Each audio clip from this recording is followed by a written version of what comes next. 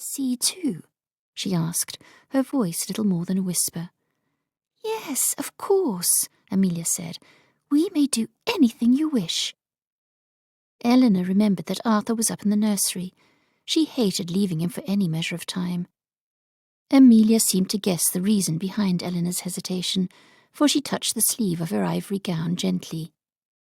"Not to worry. My aunt will take care of your son while we are away.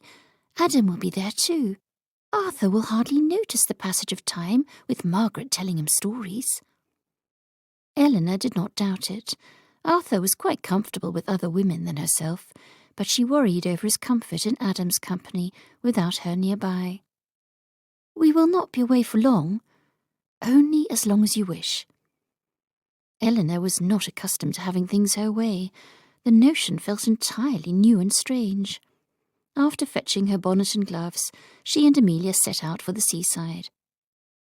As they walked, she tipped her head back slightly, letting the rare sunlight kiss her cheeks. The warmth spread through her entire body, filling her with confidence in the future.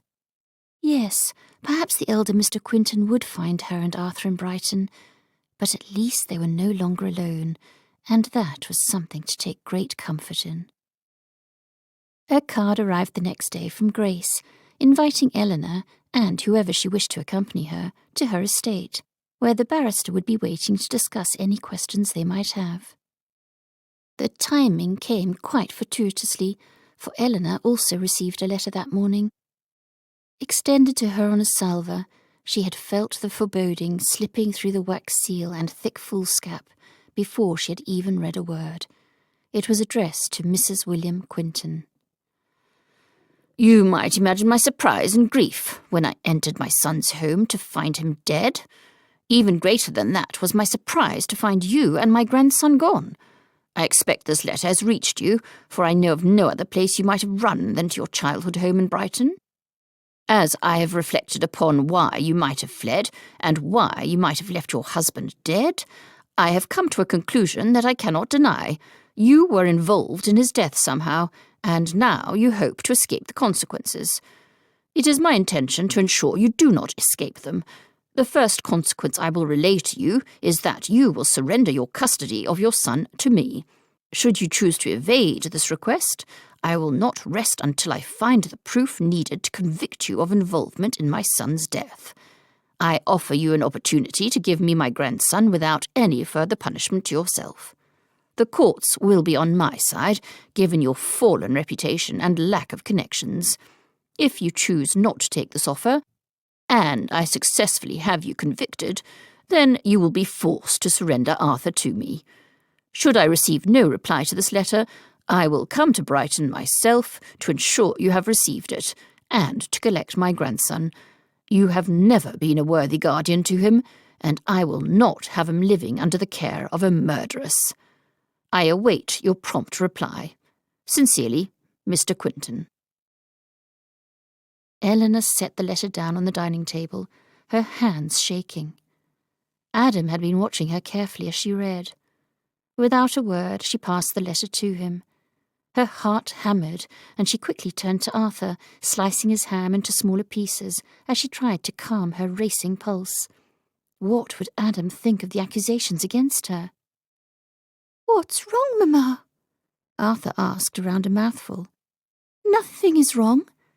She gave a quaking smile, turning her gaze back to Adam as he read over the page.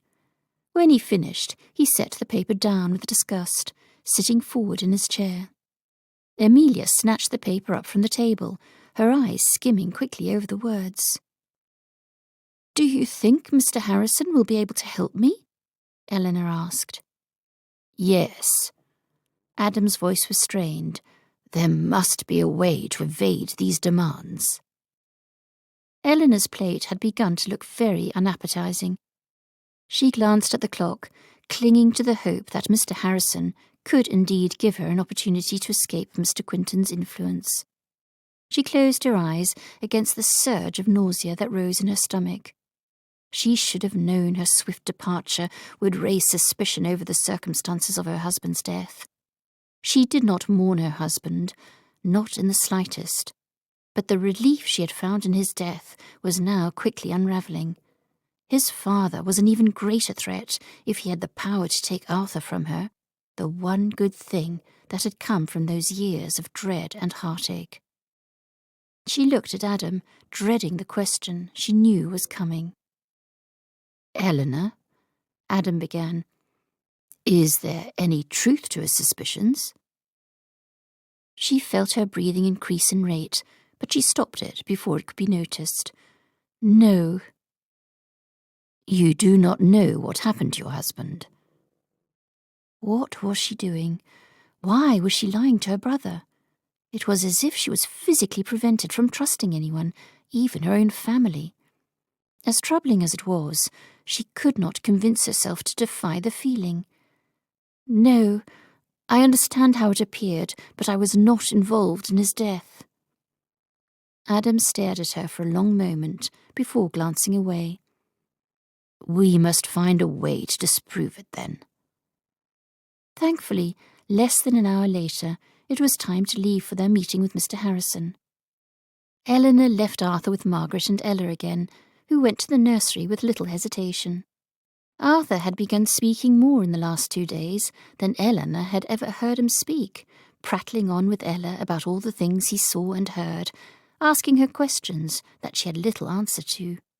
Eleanor loved to see him at ease in such an unfamiliar place. They took the trip to the home of Lord Coventry by coach. The moment they entered the library, a hush fell over the hurried whispers she had heard from the hall.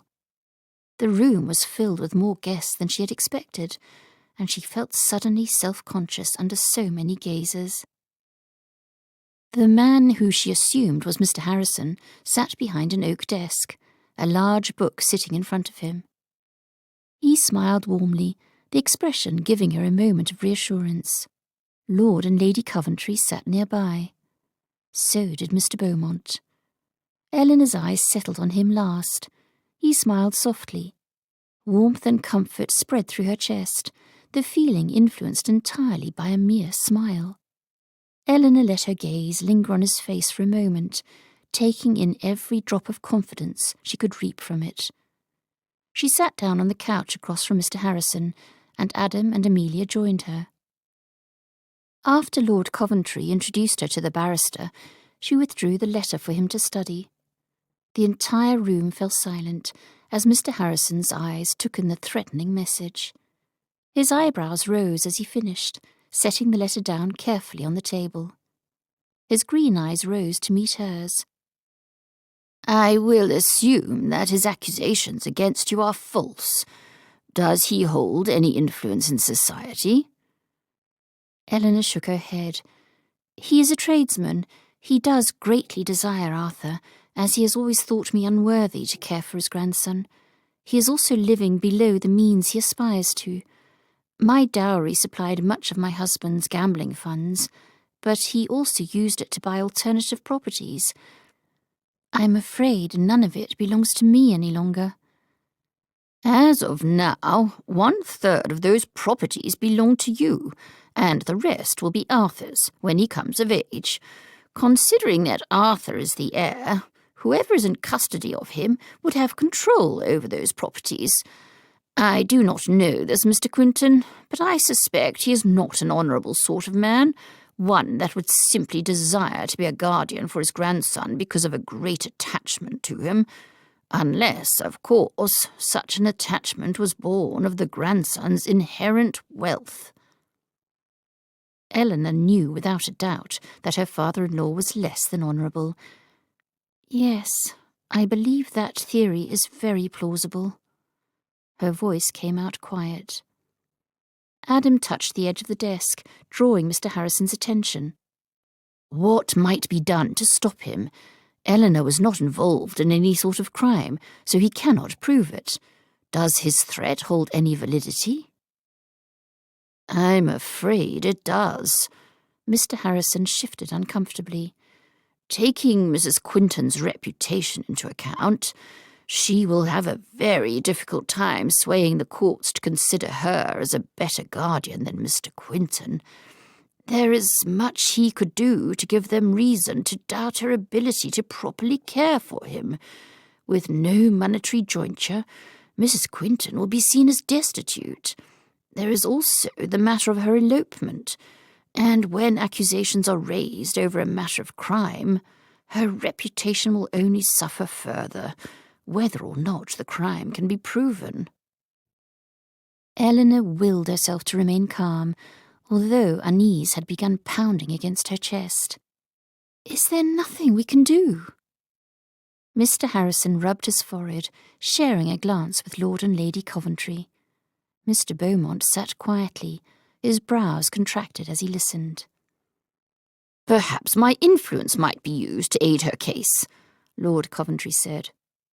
Eleanor felt Adam stiffen beside her, his annoyance clear before she even looked at him.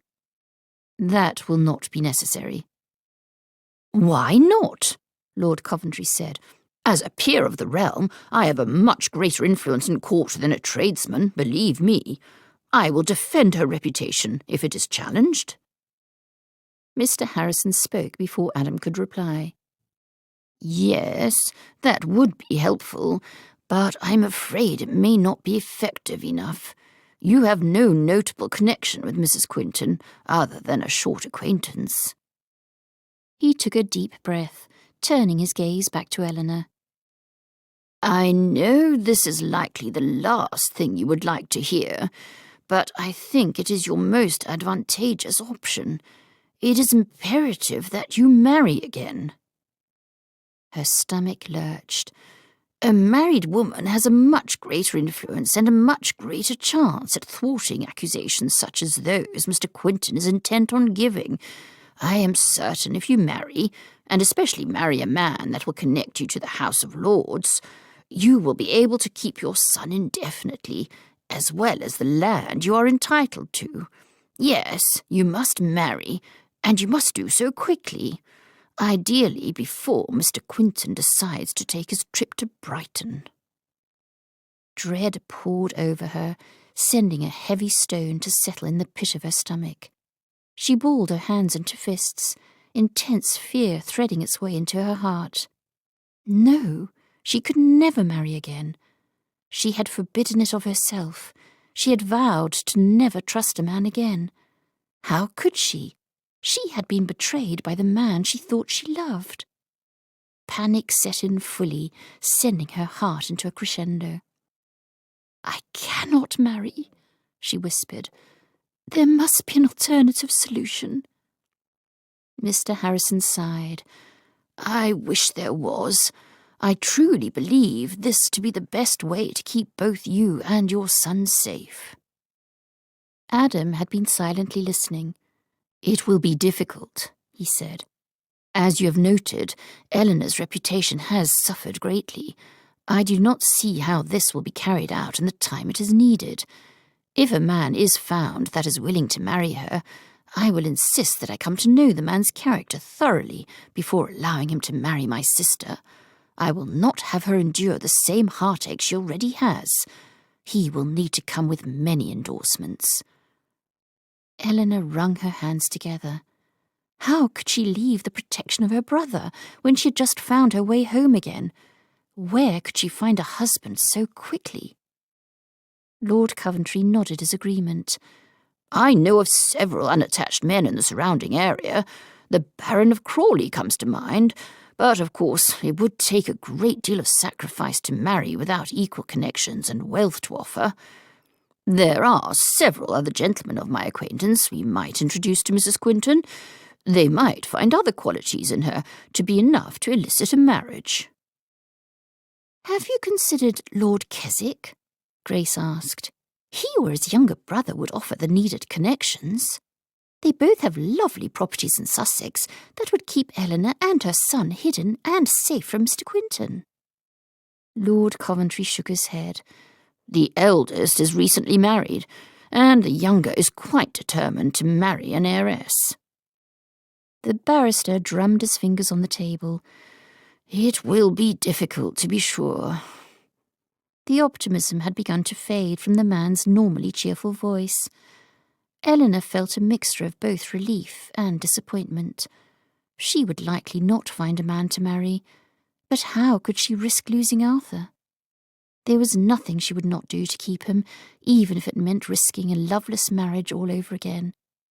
Her heart pounded as the room fell silent. Every voice had offered suggestions that were quickly rejected. Or rather, all but one voice. Mr. Beaumont had remained rather silent, his arms crossed and his blue eyes far more ponderous than Eleanor had ever seen them. As the silence thrummed louder, Mr. Beaumont sat forward in his chair. "I will marry her." Chapter 6.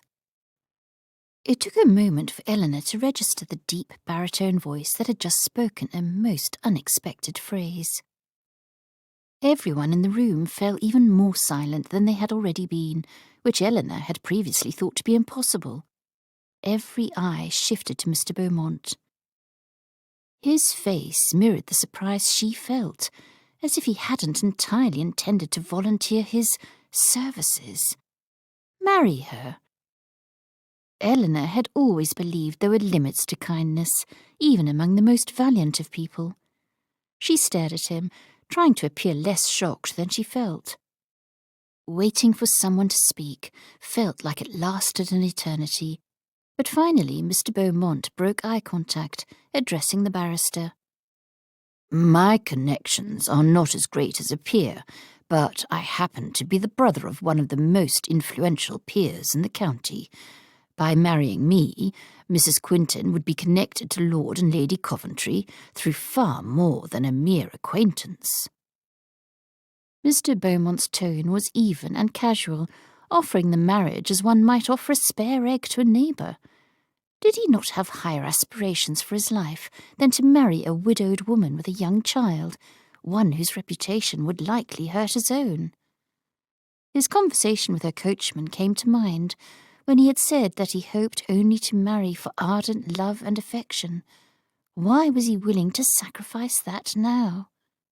Eleanor could hardly believe what she was hearing. "Please, Mr. Beaumont," she said, her voice quick, "you have already helped me in so many ways." She had yet to thank him privately for paying her coachman. There is no need to be so benevolent. The barrister seemed to still be pondering the idea. His expression slowly lifted into a smile, and he gave a nod. "I would not be so swift to deny Mr. Beaumont's offer, Mrs. Quinton. He makes a very valid point." Eleanor could not deny that marrying Mr. Beaumont would be a much more desirable option than marrying a complete stranger. She had already seen Mr. Beaumont demonstrate a considerable amount of kindness, and if that was not a testament to a person's character, then she did not know what else could hold a greater weight. But she could not allow him to marry her strictly out of the goodness of his character. Could she? She studied his expression, hoping to find a hint of selfishness there. His eyes were both calm and tempest-tossed, as if he himself were conflicted over what he had just offered. "Mrs. Quinton," he began, "I told you I would help you in any way I could. I am a man of my word. If a marriage between us will protect you and your son, I would be honoured to help you." Eleanor turned to Adam, seeking reassurance from him. His expression was difficult to read from his profile, but she could see that his jaw was set firmly, and that could only mean one thing. "No," he said, "we will find a different family to connect Eleanor with. Surely there is another option." Amelia gave an exasperated sigh at the same moment Grace did, although Amelia's was slightly louder. "Adam, I'm afraid the decision is not yours to make." "I am acting as Eleanor's guardian." Eleanor had known Adam to be very protective of her for her entire life, but she had never seen him so protective as she had since returning to Brighton. She could not blame him for it, and she was grateful, but she had learned in her time away that she needed to make her own decisions, no matter how difficult. She lowered her voice to a whisper. She hoped Mr. Beaumont could not hear it from across the room. "Adam, I do believe it is the best option I have, and a very good one. Mr. Beaumont has shown himself to be honourable in every way." She hoped it were true. Adam drew a deep breath. "Are you certain?" "Yes." "Very well." Adam still appeared displeased with the arrangement, but her assuredness seemed to have calmed him. Mr. Harrison watched them carefully from across the desk, his gaze flickering to Mr. Beaumont and back again. "As I said before, this is very advisable. I can think of no better option for the safety of both Mrs. Quinton and the child, and I can speak my own endorsement of Mr. Beaumont's character. He is a good man. So, will you marry him?" Eleanor's eyes locked with Mr. Beaumont's again, and she found within them enough strength to answer, "I will." Mr. Beaumont's face showed little emotion but the residual shock from his offer. She felt a pang of guilt stab through her chest. Did he regret it already? She glanced at Lord Coventry, who now leaned his head on his hand. There was a feathery smile on his lips, mingled with a look of disbelief. "I can procure a special license for the marriage, if that is desirable," he said, looking up. "It would be wise to keep it as secret as we are able." "How soon could you procure one?" Mr. Harrison asked. "As soon as next week. Will that give you both enough time to make any needed arrangements?" Eleanor's stomach flipped. She had hoped to stay home for much longer than 1 week, to enjoy Brighton a bit longer before being torn away from it again. She stopped herself. She was not being torn away this time. She was going willingly to protect Arthur. Mr. Quinton would not be able to find her easily in Worthing, and he wouldn't be able to take Arthur. She felt a new surge of courage at that thought. Eleanor nodded. "I will do whatever is needed." She tried not to look at Mr. Beaumont again, but she couldn't help her own curiosity. 1 week will be just fine," he said. "Where will the ceremony be held?" Mr. Harrison asked. "I will speak with the vicar and arrange his services for the chosen date and time." "Wednesday next," Adam suggested. Mr. Beaumont gave a nod. "That will do just fine." "We can hold it here in our drawing-room," Grace said. "That would be wise," Lord Coventry said. "The church bells declaring the marriage of a missing woman would draw a great deal of gossip." His voice carried a hint of humour. Eleanor could find nothing humorous about her current situation. "Very well. It is settled, then." Mr. Beaumont stood, sharing a quick glance with Eleanor before walking toward her. "Will 10 o'clock on Wednesday be a suitable time?" She nodded, unsettled by his sudden approach. "Yes." The awkwardness was excruciating. Was she supposed to thank him? She thought that was probably the appropriate response, considering that he had offered to marry her solely to protect her and her son. She searched again for a sign of selfish motivation in his eyes, but she could find none. He did not desire her money, for she had none. He didn't desire her. She was no great beauty. He simply desired to give what he could to improve her life. Her mind raced with the oddity of such behaviour, the unfamiliarity of it. Before she could collect her thoughts and stammer her gratitude, the barrister recalled Mr. Beaumont's attention. "Are you certain you wish to carry this out?" Eleanor froze. This was his opportunity to change his mind. Part of her wished he would. Then she would not feel so guilty. "Yes." Mr. Harrison's expression, still slightly grim, lightened. "Very well." He turned to Eleanor. "Please keep me informed of any other correspondence you receive from Mr. Quinton. I do not think he will be of any threat to your son now that you are to be married to Mr. Beaumont. But I am here to help you if needed." "Thank you." Thank you was not such a difficult thing to say. Why had she been unable to say it to Mr. Beaumont? He must have thought her a simpleton or a very disagreeable person, neither of which he deserved to have to marry. "I hope you will find much happiness together," Mr. Harrison said, his gaze shifting between Eleanor and her new betrothed. The awkwardness only grew in weight, and Eleanor felt stifled by the entire room. The drawn curtains, the extravagant number of surrounding books, and all the eyes that rested on her. "Thank you." It was now all she seemed able to say. She made to stand, and Mr. Beaumont stepped forward, offering his hand to help her up from the deep cushions. She hesitated much longer than she should have, but took it firmly. Good heavens, her hand was so much smaller than his. He pulled her to her feet, releasing her hand the moment she was up. She avoided his eyes, feeling strangely shy. Adam stepped up beside her, shaking Mr. Beaumont's hand. "Thank you for helping my sister in such a way. I am sorry to have doubted you." Eleanor watched as he and Lord Coventry exchanged a glance, and was surprised to see Adam approach him.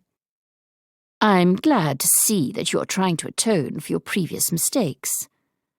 There was an edge of lightness to Adam's voice. Lord Coventry raised his eyebrows. "Do you suppose we can be friends?" "I think we can call it a truce for now." Eleanor hated to have been the cause of any dispute, but was glad to hear Adam's smile and a tone of apology in his voice. "I must admit, I didn't believe the claims that you were a changed man," Adam said. "I can see now that I was wrong. Your actions have shown it more than words ever could, and they will continue to show it as you use your connections in society for good." "As I always have," Lord Coventry said. Half the room chuckled at that, alleviating a small portion of the awkwardness. Mr. Beaumont still stood near Eleanor, close enough that she could smell clean soap and fresh linen of his clothing. She clasped her hands together, staring down at them as if they were far more interesting than the conversation taking place around her. "I will do all I can to ensure you and Arthur are comfortable and happy," Mr. Beaumont said. His words struck her, deep and jarring. Her eyes found his, and she was shocked to see the sincerity in them. "Why?" He seemed taken aback by her question, but she couldn't help but ask it. Her own husband had not cared for her happiness before, and now a near stranger cared deeply enough for it to sacrifice his own chance at happiness, at true love, for her safety. His features settled into a look of compassion. "You deserve it." Did she deserve it? She had lied more times to count in the recent days. "As do you." She glanced up at him, realizing how tall he was beside her. The top of her head must have only reached to the level of his mouth. Her late husband had been the same height as her, leaving his eyes level with hers. Oh, how she had hated those eyes. She searched for something to say, uncomfortable with the persisting silence. "You will be pleased to hear that my coachman never ceased to compliment your meal on our drive to Brighton." Mr. Beaumont smiled. "I cannot say that I am surprised." "He does have a quick tongue. I don't think he stopped talking at all." His eyes glinted with mirth. "If one is going to speak so continuously, it should very well be flattering words, especially if they are aimed toward me." He seemed more like Lord Coventry than ever in that moment. His confidence was reassuring, and she knew the arrogance was a fabrication. Her shoulders relaxed as relief flooded her. As greatly as it terrified her to marry another man, if she was to be forced into it, then that man might as well be Mr. Beaumont. She could think of no better alternative. With her worries put to ease, she felt herself smiling a little. Optimism had become her friend over the last 5 years. She could not let it abandon her now. "We will come together a week hence for the wedding," she heard Adam say. She pulled her gaze from Mr. Beaumont's. Adam ushered her toward him, where he stood near the door with Amelia. Eleanor joined them, thanking Mr. Harrison, before the trio departed. Why could she not find the words to thank Mr. Beaumont? She cursed herself silently as she entered the carriage and set off toward home. The reality of what had just occurred seemed to strike her then, threading up her arms and finding solidarity with her heart. She would soon have a new home outside of Brighton, but as long as Arthur was safe, she could undertake any new challenge. "What the devil have you done?" Edward asked, his tone exasperated as the last of their guests exited the drawing-room. Henry could not look away from the door, his mind in a distant place. What had he done? The offer to marry Mrs. Quinton had simply slipped out of him, born from the look of fear and helplessness on the woman's face. "I could not stand by, entirely capable of helping the matter, and do nothing." Henry's voice was resolute as he turned to face his brother and his uncharacteristically quiet wife. "There is a line to be drawn when it comes to goodwill, Henry." Edward rubbed a hand over his hair. "There was a time that I intended to sacrifice love in a marriage for the sake of keeping my inheritance, which was the only thing important to me at that time. Only later did I realize that grace was all that truly mattered. Love was all that mattered." Henry had always hoped to marry a woman that he loved deeply, but he had felt compelled to abandon all reason at the chance to help Eleanor. "The only thing important to Eleanor is her son's safety," Henry said. "I will sacrifice that which is important to me, if it means preserving that which is important to her. I dare say a child's happiness and well-being are far more important than my ambitions of finding love." Edward stared at Henry for a long moment, his features relaxing. "I have never fully understood your inborn selflessness. You ought to try to be a bit more selfish. You make the rest of humanity look quite evil in comparison." Henry lowered his gaze, embarrassed by the rare praise from his brother. "It is no great sacrifice. At any rate, I am lonely at my Worthing estate. The company will be refreshing." "Ah, there is one selfish motivation. Are there any others?" Henry refused to admit the draw he felt to Eleanor. He wanted to come to know her, to make her smile, to give her some reason to find joy after she had endured so much heartache. He found her intriguing in a way he could not explain. No, his motivations were not entirely selfless.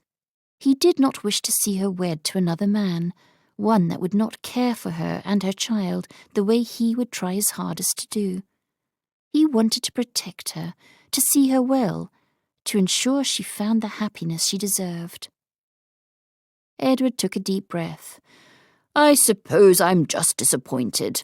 Now you have no chance at finding a woman to marry that you truly love." Grace placed a hand on Edward's arm, shaking her head. "No, that is not true at all. This entire situation could become the perfect beginning to Henry's love story." Edward gave her a sceptical look. "You cannot believe Henry loves Eleanor." "Not yet, but I would not condemn the idea. You certainly did not love me when we first met." Her brown eyes took on a teasing glint, pulling a smile from Edward's face. He kissed the top of her head as he laughed. "And you certainly did not love me, not even remotely." "I hated you," she said without a flinch or hint of apology. "And you deserved it."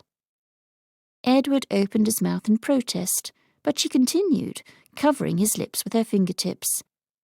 "However, I grew to love you more than I ever thought possible. Henry and Eleanor are already well on their way. I see no signs of hatred between them. I'm certain they will learn to love one another if they choose to." Henry had been watching the exchange with growing unease. "Choose to?" Grace turned to face him, a thoughtful expression marking her features. "Love is at least half choice, just like happiness is. If you choose to have it, you are already halfway there. The rest will present itself when you least expect it." Edward, ever the romantic, rolled his eyes, pulling his wife closer. "I will not pretend to understand your philosophies on love, but if they took any part in bringing you to me, then I will adore them always." Grace smiled, leaning her head against his shoulder. "You are quite fortunate that I love you. If not, I would have throttled you at least a dozen times already." Edward laughed. Henry drew a deep breath, hoping the sound would call his brother and sister-in-law's attention back to the matter at hand. He knew he could not undo his decision to marry Mrs. Quinton, but he needed help understanding how to move forward. His decision had been entirely spontaneous, and he did not deal well with spontaneity. Edward's eyes settled on Henry again, the heaviness returning to them. "Do you realize the level of scrutiny you will be under? Society will wonder why you have rushed into such a marriage with a recent widow, one whose reputation was already far from intact." "I realize that," Henry said, though his understanding had not entirely bloomed until that moment. "Very well," Edward said with a sigh. "It seems we have a wedding to plan." Chapter 7. Henry had always imagined his wedding day at the local church, with his friends and family flanking the road as his carriage drove off with his new wife, whom he would have deeply loved. The weather would have been warm and bright, without a single cloud to be seen. He was fairly certain this day could not have been more the opposite. He and Eleanor were married by the local vicar in his brother's drawing-room. After a simple signing of papers and a brief word, they were declared man and wife. They hardly made eye contact. The rain had started while they were inside, and he and Eleanor and her son had to make a run for the waiting carriage. Henry had offered to carry Arthur, but Eleanor had been quite insistent against it. Henry also could have never predicted the presence of his wife's child at his wedding, one who was now his stepson. It was all so very strange. When the footman closed the carriage door behind them, Henry wiped the droplets of rain and nervous perspiration from his brow. "Rain seems to follow you wherever you go, Mrs. Quinton. Eleanor." He glanced at her for approval, embarrassed that he had called her by her previous surname. She was now his wife. He was allowed to use her Christian name now, wasn't he? She did not seem to be offended by it. They were married, after all. His head pounded. Married. The idea would take a great deal of time to sink in. "And you always seem to be near me when it does rain." She offered the smallest of smiles, but she appeared as nervous as he felt. "Fortunately, as you know, my estate is equipped with a warm hearth and a talented cook, one that I'm told is the best in the county." His intention had been to pull another smile from her, but it seemed she was incapable of smiling larger than a tight-lipped, simple twitching of her mouth. What was happening inside that head of hers? Arthur looked up at him from his place on the pink and white striped cushion beside her. His clear blue eyes were nearly identical to his mother's in colour, and his hair was almost as black. Henry had hardly heard the boy utter a single word. He appeared old enough to speak, but seemed too shy to do it. His mother seemed just as shy in that moment. Growing up in the same home as Edward, Henry had always been more shy, more reserved, something of a shadow to his older brother. Henry could likely blame Eleanor's late husband for casting a shadow over Arthur. The boy seemed to observe everything around him as if it were to be regarded with suspicion. It seemed he learned the trait from his mother. Eleanor stared intently out the carriage window, but watched Henry with quick glances, a wariness in her gaze. "I hope you will both be comfortable in your new home," he said. "I hope to find many things to keep you both happy and entertained. How do you enjoy spending your days, Eleanor?" She seemed surprised to have been asked such a question. She placed a hand against her collarbone. "Me?" "Yes."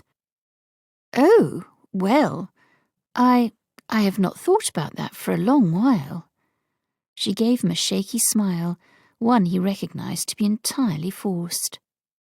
She had not thought about her favourite pastimes. "Do you enjoy music, painting, reading?"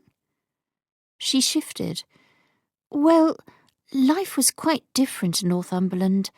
I stayed inside with Arthur most days, and that is all, really. I told him stories to pass the time, and sang songs as well. We did not have any instruments, very few books, and no supplies for sewing or stitching. There was little to do except be in one another's company." She cast her eyes downward, smoothing back her son's hair as he stared steadfastly at Henry, as if afraid to take his eyes away for a moment. A pang of sympathy struck Henry squarely in the chest. "Did you venture outside often?" "I'm afraid not. The weather was often too severe for Arthur at his young age, and we were not allowed—" Her voice trailed off. "We thought it best to stay indoors." He found at least one explanation for her reserved countenance and porcelain-white skin. "Do you like animals?" Eleanor's eyes lifted. "We had a pet once." Henry took note of that in his mind. He turned his gaze to the little boy. "Do you like animals, Arthur?" Henry was fairly certain the boy would be terrified of anything that moved. He sunk deeper into his cushion, glancing up at his mother before speaking in a soft, slightly raspy voice. "I like tigers." "Tigers?" Henry smiled, widening his eyes in an animated fashion.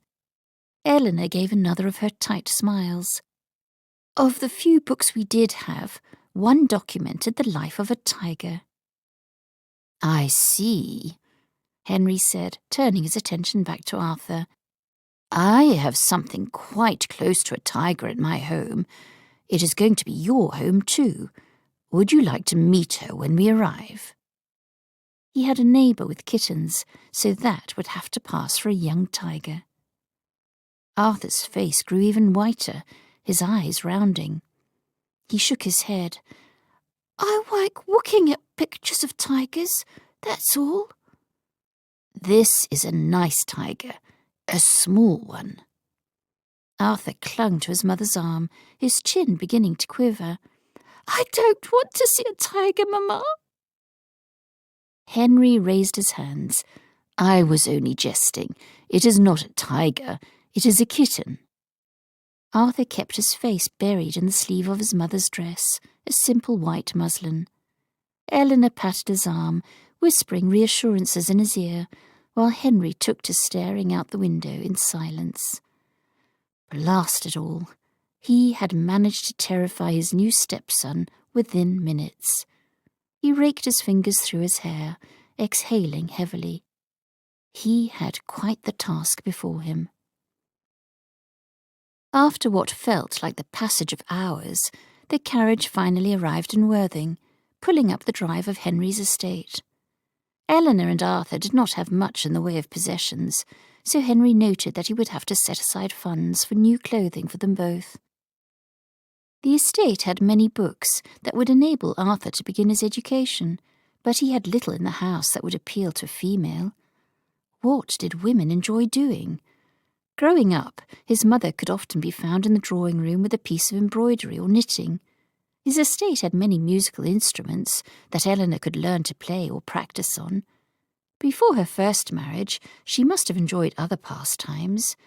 It was as if she had forgotten who she had once been. He helped Eleanor down from the carriage. She touched his arm lightly before letting go. Before he could help Arthur down, she scooped him up. Henry felt entirely helpless. What had he done to make the boys so afraid of him? All he had done was mention a tiger, something which the boy had claimed to like. He took a collective breath as he led the way across the grass to the front doors. He had thought he might lead his wife by the hand, or even the arm after their wedding, at the very least. But Eleanor seemed quite intent to keep her arms crossed or hold tightly to her son, as if Henry might swipe him away. Did she not trust him at all? He felt as if two great pieces of glass were walking along beside him, capable of shattering at any moment. What had he gotten himself into? "Mr. Cranford, how do you do?" Henry said as they walked through the door. The butler took Henry's hat and gloves. "Quite well. The rooms have been prepared for your wife and stepson." He gave a polite smile to Eleanor and Arthur. The housekeeper, Mrs. Simmons, stepped forward to take Eleanor's things. Henry had assigned the same maid, Mary, who had previously been a maid-of-all-work, to be Eleanor's lady's maid. She had been quite enthused over her new responsibilities, and Henry trusted her ability to make Eleanor both comfortable and fashionable. "At your service, milady," Mary said. "Would you like to rest in your chambers?" Henry had hoped to give Eleanor a tour of the home upon her arrival. He was glad to see her shake her head. "I feel well rested, thank you, although my son might like a nap." She glanced at Arthur, who gave a yawn in answer. "I have not yet hired a nursemaid," Henry said. Eleanor shook her head. "There will be no need for one." Henry hesitated. He hoped Eleanor would venture outside, socialize with other women, enjoy the things she had been lacking in the recent years.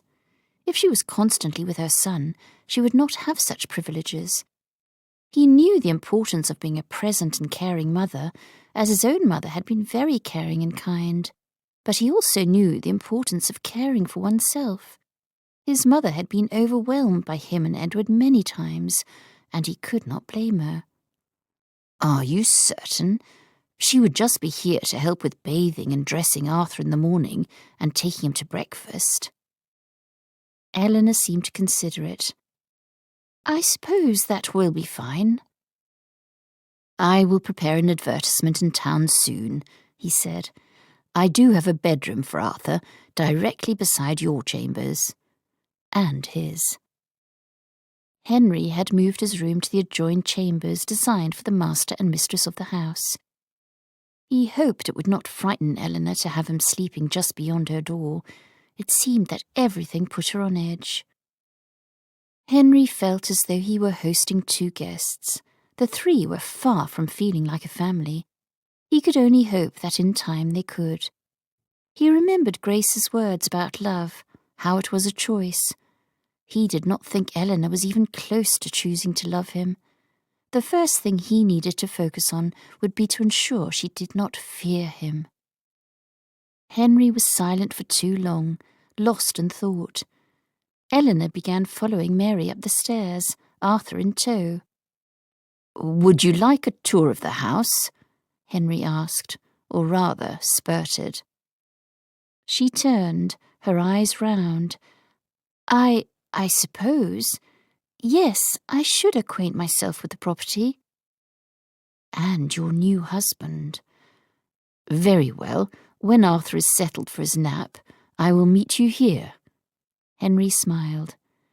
Eleanor acknowledged his words with a small nod before walking up the stairs. He was thankful Mary was talkative. Perhaps she would teach Eleanor how to speak a little more. The moment they were out of sight, he exhaled, slumping against the banister. He could feel a headache coming on. Mr. Cranford cleared his throat, but it sounded something like a chuckle. "I wish you all the best of luck, sir." Luck? It would take much more than that. "I hope you find this to your liking," Mary said, smoothing her palms over the quilts on Eleanor's bed. Arthur had begun exploring the room, babbling on about the smooth wood of the wardrobe and the soft velvet of the curtains. Away from the company of Mr. Beaumont, he had begun speaking again. "Mamma, look! A bird!" He pointed a slim finger out the window, where a robin had perched on the window-sill. "Is the tiger going to eat it?" Eleanor smiled, coming to stand beside him. "No, there is no tiger here." His little shoulders slumped in relief, and Eleanor was quite envious of the motion.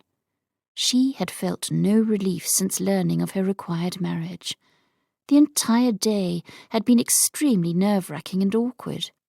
She could not seem to gather her thoughts around Mr. Beaumont, much less her words. "Let me show you to Arthur's room," Mary said, guiding them to the door. Arthur seemed quite comfortable around the maid already, having recognised her from their brief stay at the estate the week before. He seemed quite comfortable around everyone he met, except Mr. Beaumont. He was sceptical, and Eleanor fully understood why. It would take time for Arthur to grow comfortable with his stepfather. Arthur's room was small, with the tiny wooden rocking horse in the corner near the window. Arthur stared at it, quite unaware of what a toy was. The only toys he had been given before had been ones that Eleanor made for him out of seashells and grass. "Sit on it," she instructed. Arthur stepped forward, swinging his leg over the wooden saddle. He placed his feet on either side, holding onto the wooden handles so tightly his fingers turned white. Eleanor pushed gently on the back, letting it rock. Arthur giggled. "A precious boy he is," Mary said. "I'll keep a close eye on him while you take your tour with your husband." Her husband. It would take a long while before she was accustomed to hearing that. Her heart thudded as she walked out to the vast hallway. Her bedchamber was on the second floor, and she knew the house to have just 2 floors. She did not want her tour with Mr. Beaumont to take a long time, but how else would she become further acquainted with him? She had grown used to very limited communication with her late husband. She had avoided being close to him as much as possible, especially after Arthur was born. He had flattered her at first, apologized for forcing their marriage, claiming that he still loved her. Mr. Beaumont seemed intent on communicating with her. He quite enjoyed asking her questions. When she rounded the corner, she saw that he still stood at the base of the stairs. He greeted her with a smile. She held on to the banister, trying to appear unaffected as she descended the staircase. "What did you think of your room?" he asked. "It is very nice." "If there are any improvements you would like to see made, do not hesitate to suggest them to me or Mrs. Simmons." Eleanor thanked him with her eyes, as her tongue seemed quite intent to avoid functioning. Blast the man's blue eyes. Mr. Quinton had been charming too. He had appeared kind and caring. She had later discovered it all to be an act. What if Mr. Beaumont was only pretending too? How could she ever know for certain? She reminded herself that Mr. Beaumont had not told her any lies that she could detect. He had not fed her flattering words or false praise. That was a good start. "We will begin with the main level, then the grounds." Henry paused for a short moment before extending his arm. She took it, letting him guide her down the hall to the right. The halls were fairly bare, with few wall sconces and small tables. They walked until they reached a single door, and he opened it. "This is my study. I spend much of my time here sorting through the financial records of the estate and other similar boring matters of business." He smiled, glancing at her face. "I would not say it is boring," she said. "I often help my father in his study. He gave me the responsibility of straightening his stacks of paper and securing them with clips." Her heart stung a bit at the memory, but it was a happy sting, the sort of hurt that had shaped her for the better, not the worse. Those were the memories she allowed herself to dwell on, the memories that had pushed her through the darkest days of her life. "Do you miss him?" Mr. Beaumont asked. She blinked up at him. "Yes, very much." "My father died 4 years ago." "Do you miss him?" She felt strange repeating his question, but there was a certain indifference in his tone that made her curious. Mr. Beaumont seemed to ponder over the question for a long moment. "Not as keenly as I am sure you miss your father. Mine did not give me very much to miss, I'm afraid. I rarely saw him." His eyes flashed with hurt, but it was so brief she was unsure she had seen it at all. He closed the door, leading her further down the hall to the library. He pushed the doors open, revealing a room with a lofty ceiling, every wall lined with bookcases, each bookcase filled. A table and wooden chairs rested near the fireplace, with a large armchair near the window. "I think this would be the perfect place to begin educating Arthur," Mr. Beaumont said. "I thought we might search for the children's books and arrange a shelf just for him. He will be old enough to learn to read soon."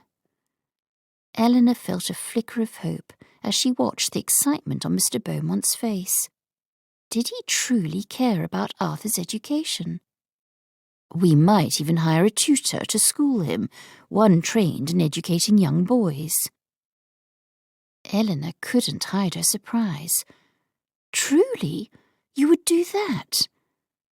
"Of course." A slight scowl had marked Mr. Beaumont's brow. "I am his guardian now. I will do everything I can to ensure he is raised as any boy ought to be, with every opportunity he deserves." A surge of gratitude enveloped her. Mr. Quinton had never suggested that he would give Arthur a quality education. All Mr. Quinton had cared about were his games and his property. He had never claimed Arthur as his own or shown any interest in him, except to threaten and frighten him for misbehaving, for speaking even a word or making a sound. Elinor he had always viewed as his property. Her troubled thoughts must have reflected on her face. Mr. Beaumont stared down at her with concern before he stopped walking, turning to fully face her. "I wish to make something clear to you," he said. Her heart thumped. Did he have a set of strict rules too? She lifted her chin, staring straight into his eyes. "Yes?" "Not only is Arthur under my protection, but you are too. I will do all in my power to ensure your safety and your happiness. You are safe here, Elinor. I give you my word." His voice was deep and filled with conviction, his eyes fixed on hers with sincerity. She clung to his words, hoping with all her heart that they were true. She clenched her teeth against the tears that threatened to overwhelm her. After years of being stoic, of keeping her tears inside in the face of mistreatment and sorrow, how was it that she could be moved to tears over a few kind and genuine words? She blinked fast, hiding the moisture in her eyes. At least Arthur was not here to see it. "Thank you, Mr. Beaumont," she said, finally able to find those 2 very important words. He smiled, and she felt threads of warmth making their way through her chest as he extended his arm again. "You may call me Henry if you wish." Elinor hesitated. It seemed very informal, but he was her husband. Her mother had always called her father by his Christian name. Despite her every effort, her cheeks warmed as she said it. "Thank you, Henry." Chapter 8. "This is the dining room," Henry said, sweeping his open palm through the air. Her tour was almost complete, and Elinor found herself not wanting it to end. Elinor took in the ornate long table, the paintings on the walls, the simple chandelier above, and the intricate rug beneath the table. The room seated 10. She hoped Henry would allow her to invite her family to dine with them on occasion. The room could easily accommodate Adam and Amelia, as well as Lord and Lady Coventry, who Eleanor had come to like immensely. "Shall we move to the upper floor?" Henry asked. Eleanor nodded, following him out of the room and toward the staircase. The second floor consisted of mostly bedrooms, but there was also the portrait gallery and a music room. "Do you play any instruments?" Henry asked as he opened the door. "I do not." Eleanor wished she had learned to play the pianoforte in her youth, but she had been all too consumed with more frivolous activities. Still, when she thought about her life before her marriage to Mr. Quinton, she found there was much to miss. She had been so happy, energetic, and free.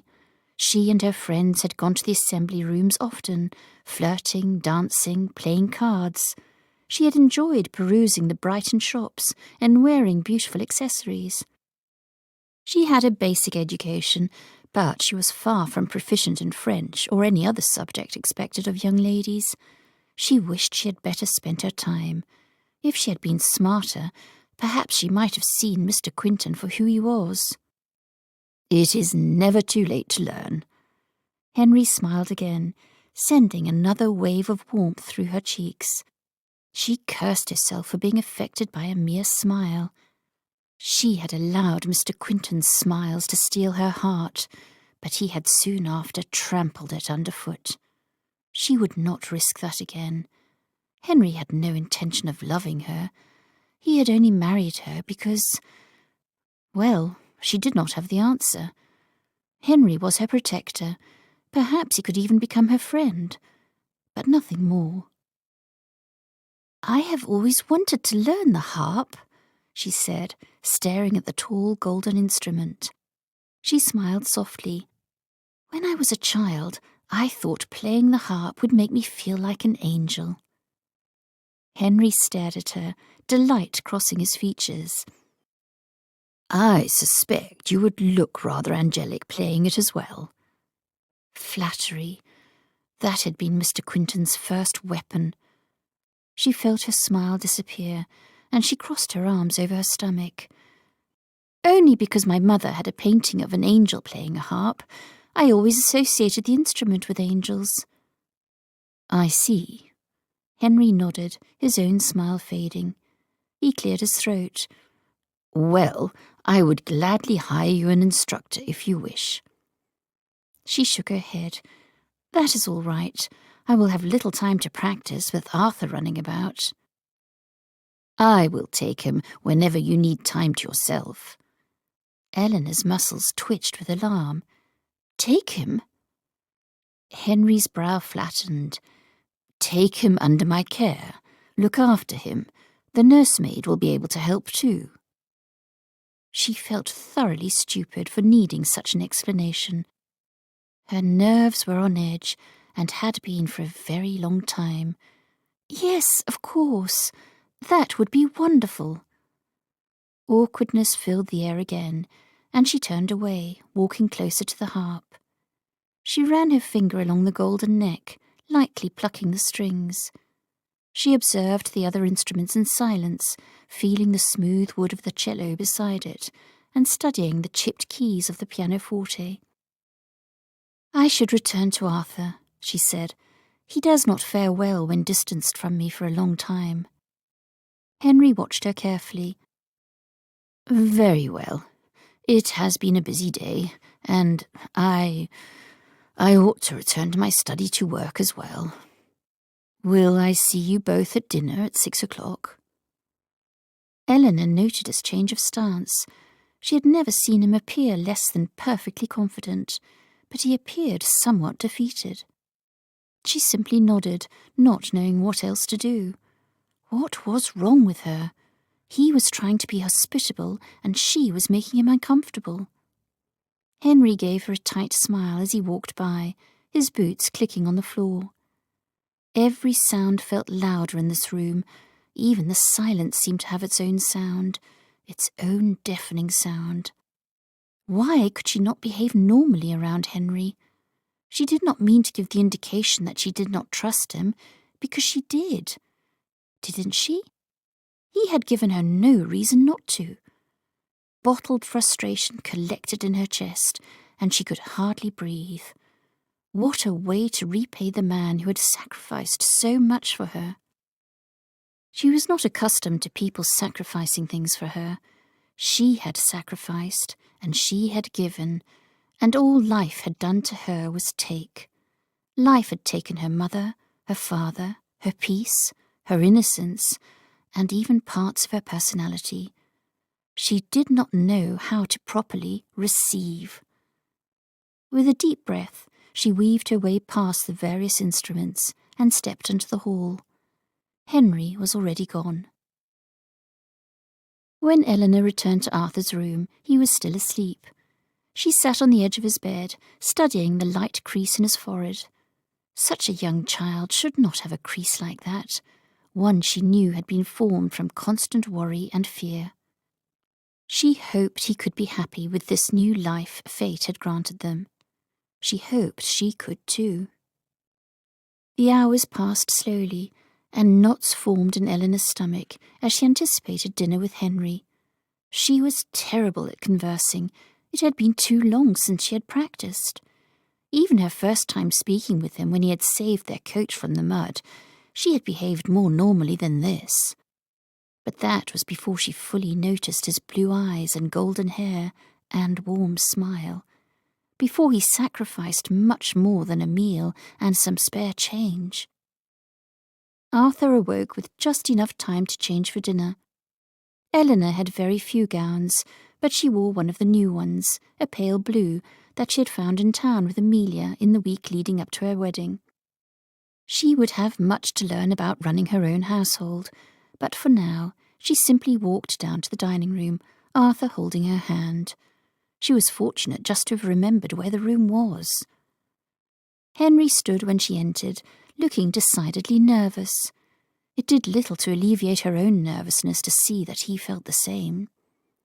"Eleanor, Arthur, please sit down." Henry smiled, gesturing at two nearby chairs. "I trust you had an enjoyable afternoon?" Eleanor nodded, sitting down at the table. "Yes, Arthur slept through most of it." "Does he like the house?" "He likes his bed at the very least." Henry's lips quirked upward at the corners, his eyes flickering between Eleanor and Arthur. They settled on Arthur. "Do you like cake? I have asked the cook to bake one for dessert this evening to celebrate your first day at your new home."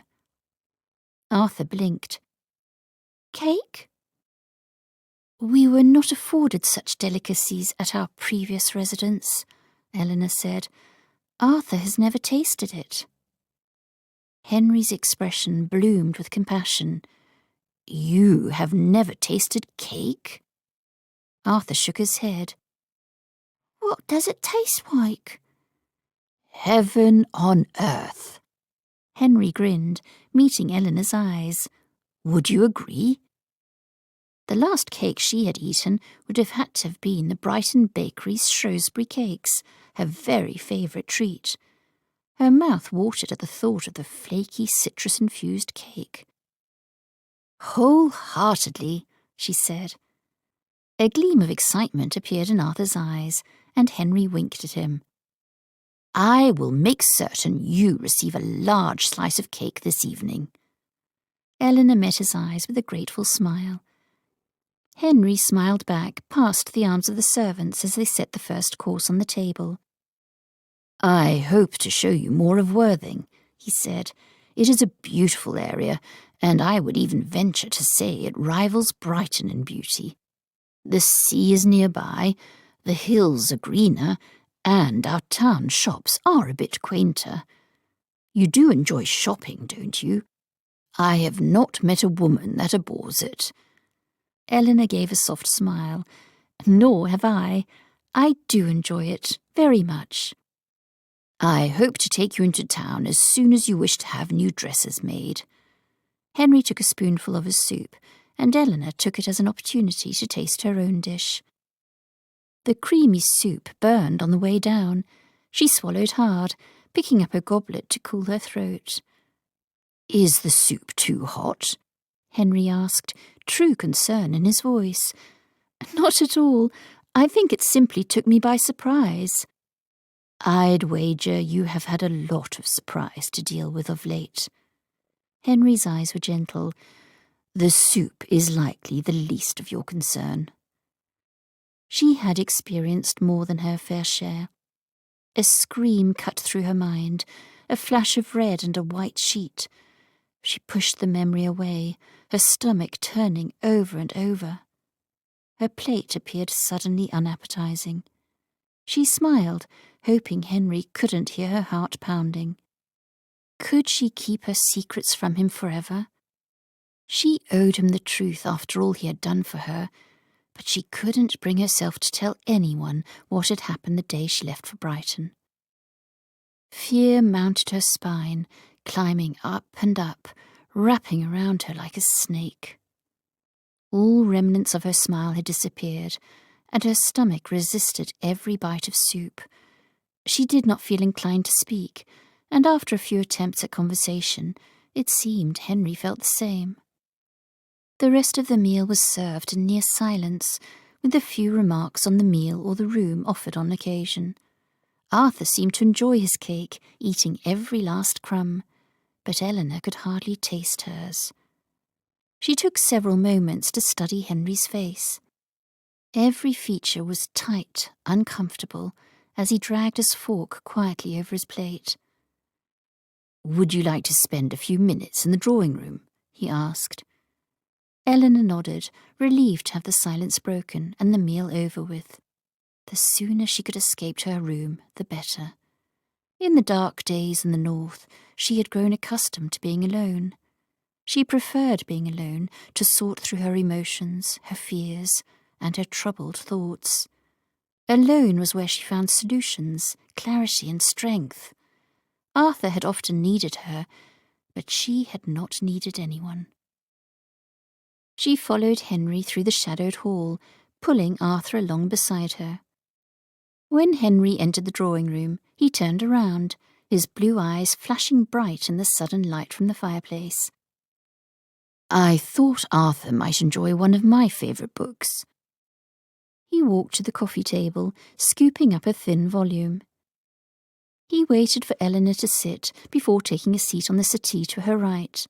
He patted the cushion beside him, ushering Arthur forward. "I would like to read you a story," Henry said. "Come, sit." Arthur glanced back at Eleanor as he walked tentatively forward. He sat down beside Henry, his feet dangling above the ground, as he glanced at the cover of the book in Henry's hand. "Mamma tells me stories," Arthur said. "Does she?" Henry's gaze lifted, and he raised his eyebrows at her. "Perhaps she will tell us one this evening." Eleanor's stomach squeezed. "No, there will be no need for that." "Please, Mamma," Arthur said. His eyes, appearing every bit as large and blue as Henry's, stared at her mercilessly. "My favourite one." She knew which one Arthur's favourite was. It was the story he asked for nearly every night. She had created the story to give herself hope when it had been the faintest. To recite the story for Henry would impose a level of vulnerability that terrified her. She clasped her hands tightly in her lap. "Perhaps another time." Henry tipped his head to one side. "And deny me the opportunity to hear it?" Yes, that would be the point. She had meant it seriously, but the smile on Henry's face told her it had been interpreted otherwise. His eyes flashed with amusement, and he arched one eyebrow, watching her with his telltale curiosity. "What do you say, Arthur? Shall we ask her again once our book is finished? Do you think we shall change her mind?" Arthur nodded, turning his attention back to the book in Henry's hand. Eleanor grumbled inwardly. Her annoyance was quickly banished, however, when Henry began reading. His voice, deep and gentle, began relaying a story of 3 young lambs. The book was illustrated, but Arthur seemed uninterested in the pages. He was wholly captivated, as she was, by Henry. Arthur giggled at his expressions as he spoke for the characters, and she could see his little shoulders relaxing as the story went on. He even moved closer to Henry, unafraid to lean into his arm to obtain a closer look at the pictures. Eleanor hardly heard the story. All she saw was the look of delight and peace on Arthur's face as Henry turned to the last page, closing the book in his lap. Threads of warmth spread up her arms and through her heart as Henry smiled down at Arthur. Her heart hammered and emotion gripped her throat. She tried her best to hide it. She was so moved by Arthur's expression that she needed something to hold on to. She clasped her hands so tightly together that her knuckles turned white. Henry turned a smile toward her, and the warmth in her chest caught fire. "Mamma's story now?" Arthur said. "What? No." Eleanor shook her head. "Yes," Henry said. "Please." Eleanor cursed the gentleness, the softness, the irresistibility of that please. She did not know how to refuse his simple request after all he had done for her. "Very well." Henry sat back, crossing one leg over his knee, a pleased smile on his lips.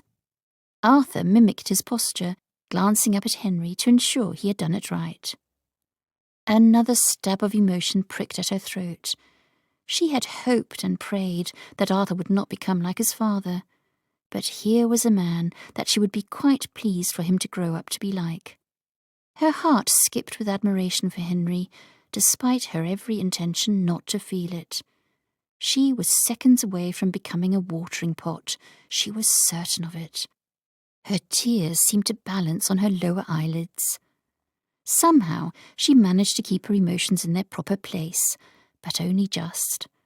She tried to keep her voice steady as she began her story. Arthur listened intently, and so did Henry. Deep within the trees, where the leaves grew dark and the sun never shined, lived a young boy, she began. He had lived his entire life there, in the cold and in the dark, but a doe of the forest told him tales of a world beyond his own, a world with light and warmth. At first the boy did not believe her. "How could there be such a thing as light?" he asked. "Light is there," the deer said. "One day it will find you." Henry watched her, the intensity of his gaze sending her voice out of rhythm. She swallowed her anxiety. She looked at Arthur as she spoke, pretending Henry was not there at all. The boy waited, watching for signs of the light. He had never seen it, so he did not know what to watch for. In the days he waited, the boy proved his strength, fighting the monsters that passed through his land, waiting at the edge of the stream for the day the light would find them. He knew it would come one day, but he did not know when. "Can I say the next part?" Arthur asked. Eleanor nodded. "When will the light come?" Arthur recited, speaking for the boy of the story. She smiled softly, speaking for the doe. "It does not matter when it comes, but it matters that it will come. We must prepare to receive it." In search of the light, the boy and the deer cut down the trees surrounding their stream, revealing the moon in the sky. "It is just night that causes this darkness," the deer said. "Day always follows night." When the last of the trees were cleared, tiny flecks appeared beside the moon. "Those are the stars," the deer said. "They are the footprints of light. We must follow them." The deer and the boy crossed the stream, walked through the woods, climbed the mountains, and came to a meadow filled with beautiful dark flowers. Exhausted from their journey, the boy and the deer lay down among the flowers. "Is this where the light lives?" Arthur said, his voice quick, continuing the story. The deer had begun to wonder, like the boy, whether light was real. "If light lives in you, and it lives in me, No matter where we go or what we face, we shall always have light, the deer said. As the words were spoken, the sky turned pink, then peach, then yellow. The sun rose above the mountains, spilling warmth onto the flowers and the boy and the deer. Colours grew vibrant, and a path appeared before them. "The light has given us a path," the deer said. Eleanor paused so Arthur could speak his part. "Where does the path lead?" Arthur said, his voice filled with excitement. Eleanor took a deep breath, one meant to fortify her. "It will lead us home." The room settled in silence, and she dared a glance at Henry's face. She was so surprised by the warmth and emotion she saw that she had to look away. All she knew were her father's ever-collected expressions, Adam's that were the same, and her late husband's cold stares. At that moment, she realized something she hadn't fully realized since meeting Henry. He had a soft heart. Is that what had compelled him to save her and Arthur, to marry her that day? Was it truly as simple as that? She fought her own emotions with a firm grip, keeping them tucked away. She looked down, hoping to lighten the heaviness of the room. "It is a strange story." "No." Henry's voice was quiet. "It is a beautiful story." Her gaze hovered over his for several seconds. "Thank you." She could not gather the strength to look away. She wanted to believe that he was the source of light that had saved her and Arthur, that would keep them safe forever. He was her husband. Wasn't that what a husband was supposed to do? She had learned the opposite to be true with Mr. Quinton, but there was a stark difference between darkness and light. For the first time in years, she felt as if she were finally surrounded by light once again. Even if it wasn't what she had planned for herself, it seemed fate had granted her a different plan. Henry. Her legs shook as she stood. She needed to be alone to sort through her emotions. She walked to the settee and took Arthur's hand. "It is time we retired for the evening. Thank you for the meal and for everything." Henry smiled up at her, and the wick in her chest caught fire once again. How could he affect her so much with a simple smile? She felt she hardly knew the man. She cursed her pounding heart, attempting to appear unaffected. "Please, do not thank me," he said. "All that is mine is all yours. Never hesitate to ask for anything." "Thank you." He glanced up, a teasing glint in his eye. "I said you need not thank me." Eleanor smiled. "Right. I'm sorry." "You need not apologize for thanking me either." She bit her lip. "Good heavens, I have a lot to learn, don't I?" He chuckled, a deep musical sound. She wished it would never stop. She loved to laugh, but had not found a reason to laugh in a long while. Henry patted Arthur's back as he stood, standing up beside him.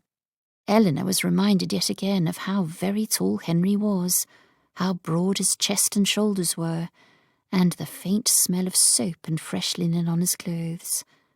"I will walk you both to your rooms." Henry picked up the nearby candlestick and led the way.